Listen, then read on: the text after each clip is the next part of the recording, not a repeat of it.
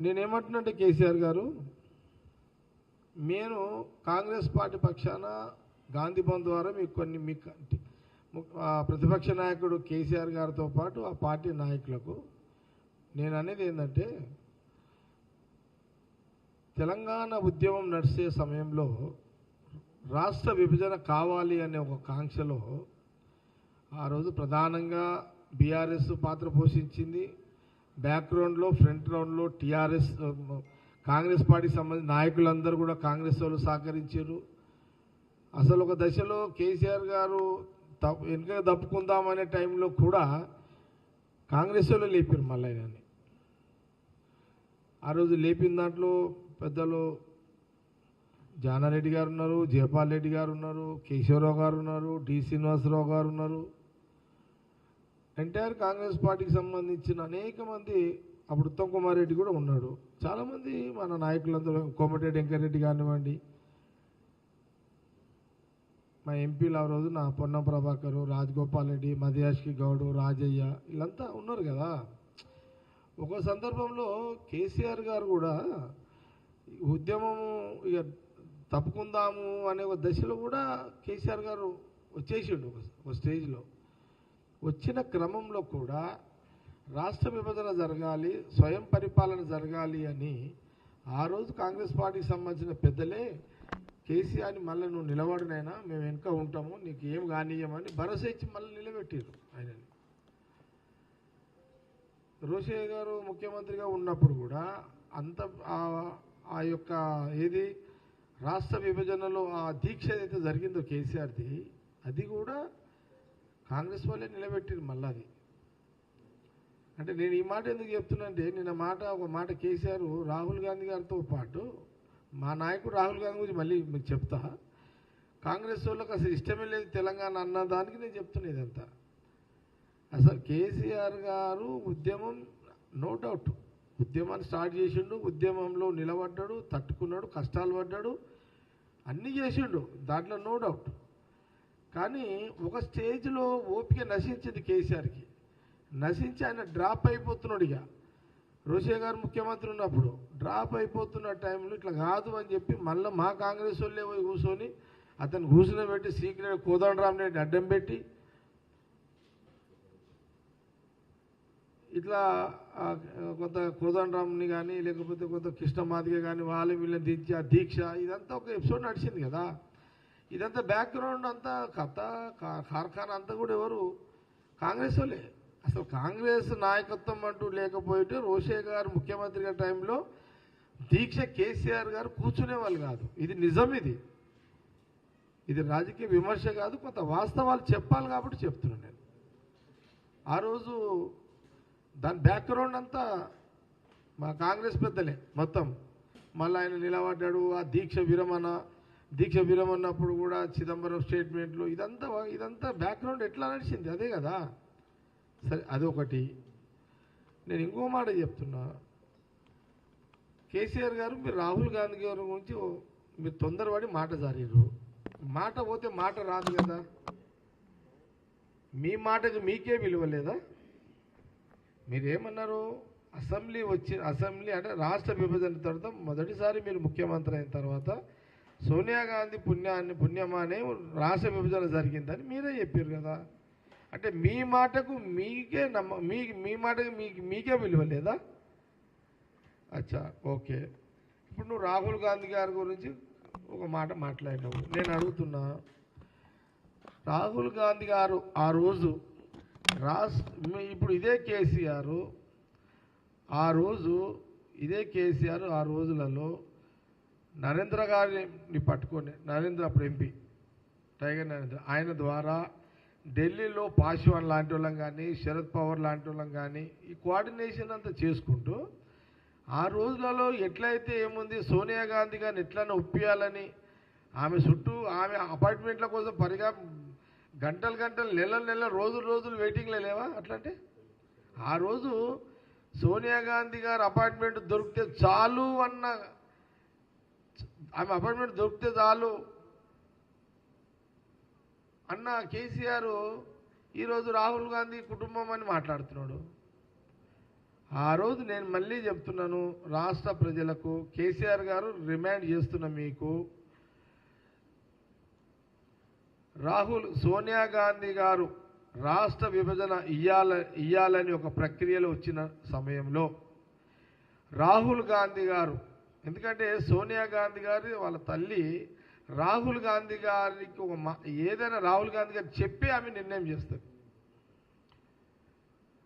అయితే రాష్ట్ర విభజన సందర్భంలో రాష్ట్ర విభజన జరగాలి, తెలంగాణ ప్రజలు కోరుకుంటున్నారు, ఇక ఇద్దాము అని ఒక చర్చ జరుగుతున్న క్రమంలో ఆ రోజున రాహుల్ గాంధీ గారు సోనియా గాంధీ గారు రాహుల్ గాంధీ గారిని అడిగితే రాహుల్ గాంధీ గారు స్వయంగా తెలంగాణ ప్రజల కాంక్ష నెరవేరుస్తాము, ఇచ్చేయండి అని రాహుల్ గాంధీ గారు తెలంగాణ ఇవ్వండి అని సోనియా గాంధీ గారు చెప్పిన తర్వాతనే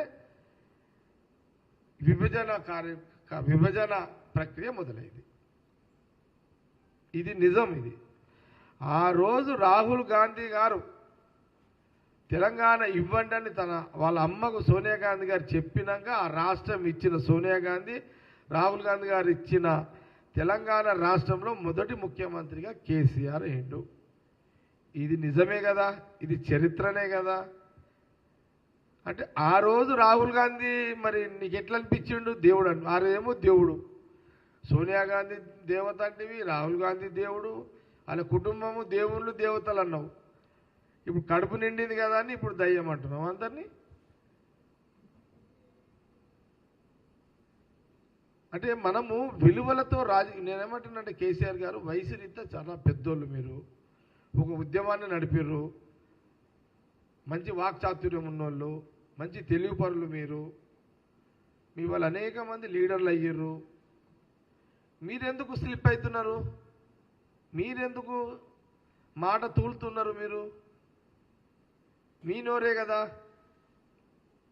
మీరే కదా ఆ రోజు రాష్ట్ర విభజన అయిన తర్వాత మీరే కదా సోనియా గాంధీ ఇంటికి పోయి ఆమె మీ ఫ్యామిలీ వారిని కలిసారు కదా, మంచిది. అది నేను దాన్ని విమర్శిస్తలేను. మీరు మాట ఇచ్చారు, తెలంగాణ ఇచ్చిన సోనియా గాంధీ గారికి వారికి కృతజ్ఞతలు చెప్పాలనుకున్నారు, మీ కుటుంబం అంతా పోయింది, కృతజ్ఞతలు చెప్పారు, అది మంచిదే. నేను దాని గురించి విమర్శ చేస్తలేదు. ఇన్ని గణం చేసిన మీరు నిన్న రాహుల్ గాంధీ గురించి మీరు స్లిప్ కావడం ఏంటి? ఎస్, కాంగ్రెస్ పార్టీ మా నాయకుడు రాహుల్ గాంధీ గారు. నీ పార్టీకి నువ్వెట్లా ప్రచారం చేస్తావో మా పార్టీకి రాహుల్ గాంధీ గారు వచ్చి ప్రచారం చేశారు మొన్న అసెంబ్లీ ఎన్నికల్లో. నీ పార్టీ ఎమ్మెల్యేలు ఎట్లా గెలిపించుకోవాలో నువ్వెట్లయితే ప్రచారం చేసావు అట్లనే జాతీయ మా నాయకుడు రాహుల్ గాంధీ గారు మా కోసం వచ్చిండు, ప్రచారం చేసిండు. తెలంగాణ ప్రజలు నమ్మిర్రు, అవకాశం ఇచ్చిర్రు. ఇచ్చిన మాట ప్రకారం సీఎం రేవంత్ రెడ్డి గారిని రాహుల్ గాంధీ గారు సీఎం చేసిర్రు.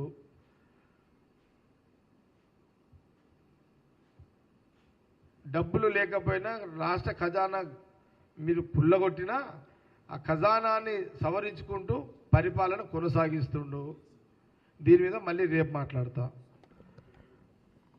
ఈరోజు టాపిక్ ఓన్లీ దీని మీదనే. మీరు రాహుల్ గాంధీ గారి గురించి అనుచిత వ్యాఖ్యలు, తొందరపడి మాట్లాడ బేషరతుకి క్షమాపణ చెప్పాలని కాంగ్రెస్ పార్టీ కేసీఆర్ గారిని మీడియా ద్వారా కోరుతున్నది. కేసీఆర్ అంటే నాకు మంచి గౌరవము. కేసీఆర్ అంటే కూడా ఒక మంచి పరిపూర్ణత చెందిన నాయకుడే.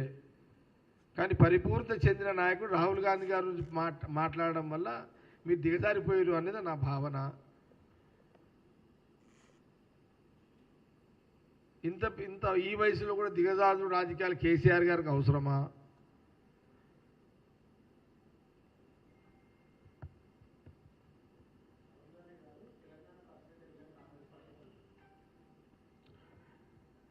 రాహుల్ గాంధీ గారి పట్ల కేసీఆర్ గారు ఎన్ని మాటలు మాట్లాడినా రాహుల్ గాంధీ గారి యొక్క కుటుంబము, రాహుల్ గాంధీ గారి యొక్క కుటుంబము, వాళ్ళ త్యాగాల నిలయము. రాహుల్ గాంధీ గారి కుటుంబము త్యాగాల నిలయము. ఈ దేశ రాజకీయాలు, ఈ రాష్ట్రంతో పాటు దేశ రాజకీయాల్లో ఒక చరిత్ర గల కుటుంబం రాజకీయాల్లో ఉన్నది, ఎథిక్స్ తోటి ఉన్నది అని ఎవరయ్యా అంటే అది రాహుల్ గాంధీ గారు. రాహుల్ గాంధీ గారి యొక్క కుటుంబము త్యాగాల కుటుంబం అని ఎవరమైనా ఒప్పుకోవాల్సిందే. కొందరికి ఇష్టమున్నా ఇష్టం లేకపోయినా ఒప్పుకోవాల్సిందే. ఆనాడు బ్రిటిష్ వాళ్ళు పరిపాలిస్తున్న క్రమంలో కోటీశ్వరు లక్షల కోట్ల ఉన్న మోతీలాల్ నెహ్రూ గారు స్వాతంత్ర ఉద్యమం కోసం మహాత్మా గాంధీ గారి యొక్క నాయకత్వం నెహ్రూ గారికి వారికి ముందు పెట్టి వాళ్ళ ఆస్తులు ఈస్తులు దారదత్తం చేసే చరిత్ర రాహుల్ గాంధీ గారి ముత్తాతలు తాతలు వాళ్ళ తండ్రుల చరిత్ర ఉంది. ఆ చరిత్రని కేసీఆర్ గారు నోరు రానంత మాత్రాన పోదది.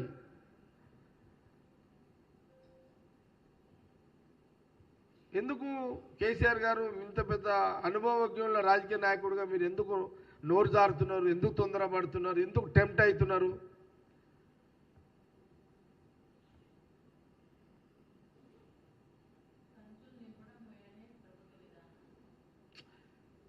సంచులు ఎవరు మొయ్యలేదు? కాంగ్రెస్ వాళ్ళు మోస్తున్నామా? టీఆర్ఎస్ మొయ్యలేదా?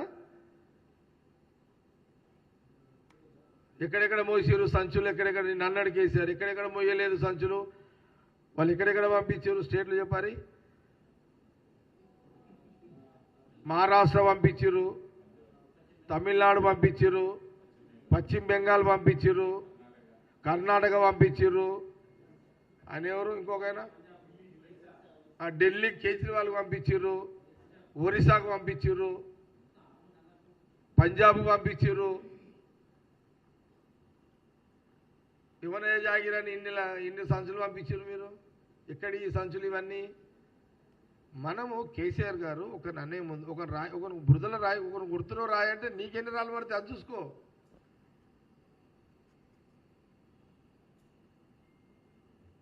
6-7 రాష్ట్రాలకు పంపించినావు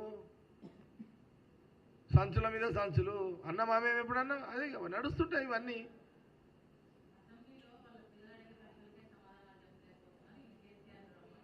నేనేమంటున్నంటే అసెంబ్లీకి వాళ్ళ పిల్లలు అడిగే ప్రశ్నలు జవాబు చెప్తలేకపోతున్నాడు కేసీఆర్ గారు అంటున్నారు కదా. నేనేమంటున్నంటే అసలు కేసీఆర్ గారు అసెంబ్లీకి ఎందుకు పోతలేడు? లేదు, సీఎం రేవంత్ రెడ్డి భయపడిపోతలేడు. ఈరోజు కేసీఆర్ గారు అసెంబ్లీకి పోతలేడు అని అంటే ఓన్లీ సీఎం రేవంత్ రెడ్డి ఆయన భయానికే పోతలేడు. ఇది నిజమే కదా.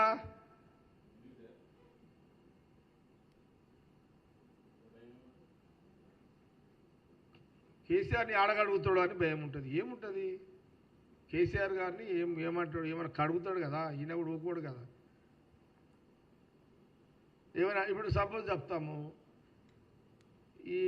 ఏమి మీరు పథకాలు కొన్ని అయితలేవని అన్నాడు అనుకో, అప్పుడు ప్రతిపక్ష నాయకుడు కేసీఆర్ గారు అడిగిననుకో కేసీఆర్ గారు సీఎం రేవంత్ రెడ్డిని అడిగిననుకో, అప్పుడు ఏమంటాడు? ఉన్నాయని నువ్వే నాకపోయినావు కదా, నన్ను ఏం చేయమంటావు అంటాడు.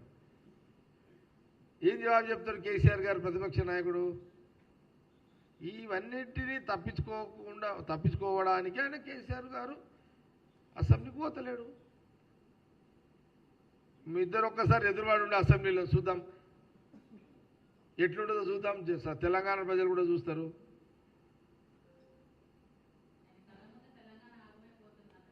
అందుకే రేపు మాట్లాడతా అంత. వాస్తవానికి కూడా రాహుల్ గాంధీ గారి మీద మాట్లాడే నైతిక హక్కు రాజకీయ